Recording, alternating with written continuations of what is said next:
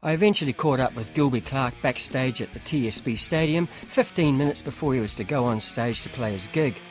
Gilby got his big break when he replaced Izzy Stradlin, the founding guitarist in Guns N' Roses, although it's well documented that Axl actually told Gilby that he was really Axl's second choice. Axl would have preferred Dave Navarro. Gilby later went on to be one of the main men in the monstrously overblown TV show band Rockstar Supernova. Gilby is pure black eyeliner LA rock and roll and a really nice guy. It's hard to do an interview with Gilby and not talk about Guns N' Roses, so I kicked off by asking him how much his life had changed since he had left the Gunners in 1994. For me, the Guns N' Roses period of my life was very interesting because that was everything I dreamed about as a young man and wanting to be a musician. That is exactly what I wanted to do. I wanted to play guitar in a rock band. To me, Guns N' Roses was the ultimate rock band.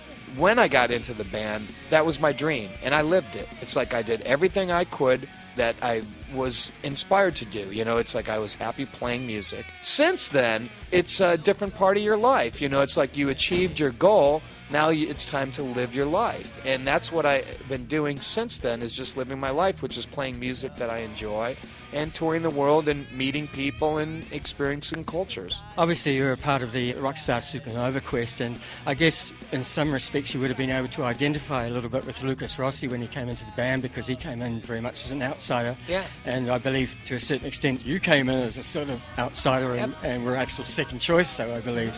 Absolutely. I mean, those were some of the things we had talked about.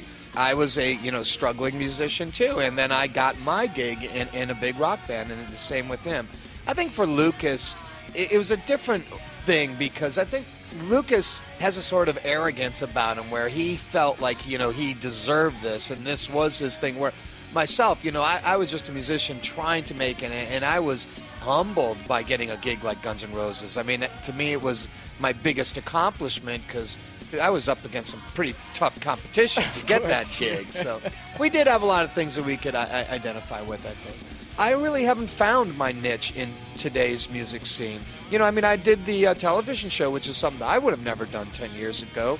But it was, a music program that showcased original music. So it was something that I did get interested in and enjoyed doing.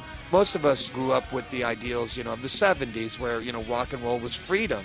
Yeah. It meant, you didn't have to get up a certain time, go to bed, you could do what you want, you could travel. Times have changed. How do you yourself actually define success?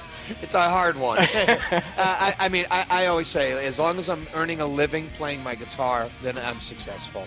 We can't measure it with dollars and stuff, because somebody always makes more money. And in the music business, thank God I've been lucky enough to be around long enough where I know it's hills and valleys. And your character is built, when you're on the bottom of the hill, and then when you do get up, enjoy that success. Hey, Gilby, it was very nice to talk to you. Oh, Thank you very much for taking the time. You to talk got it, to me. man. We're going to go do our gig now.